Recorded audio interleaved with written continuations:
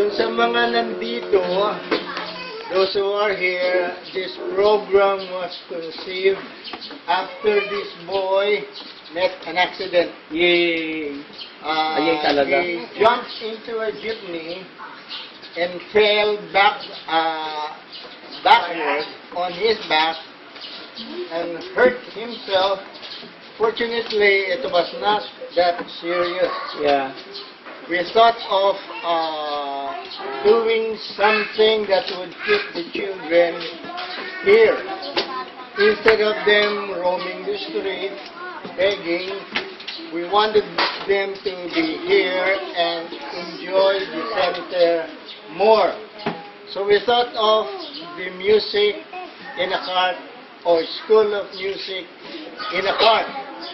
I wrote a prayer letter and mentioned we want to develop the talents in music of these children. 3 months after, somebody sent us enough funds for us to buy a keyboard, a junior-size drums, junior-size guitar, and we prayed for teachers.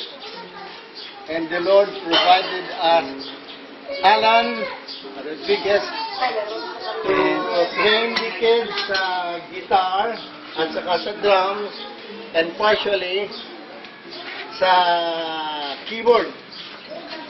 Tayo pa daw Alan. Yay! And we did a wonderful job of training these kids to play their instrument. We thought of a one-week camp to have or to focus on the training of these kids, and it started last Tuesday and will end today. We started last Monday, 30 of March, and it will end today. But we will continue on 2 lessons a week, and daily practice of these kids would be needed. And soon after, we hope to play in malls, yeah, churches, to show people that poverty should not be a hindrance for these kids to gain skill in music. This week was not only training in music. We taught them responsibilities. Have a share in cooking, buying food, cleaning the center, washing dishes, and all chores na kinakailangan nilang matutunan. And Noni was very good in running the program. We hope that what they learn, hindi lamang sa musical instrument, but in addition to who they are, their character would be developed further.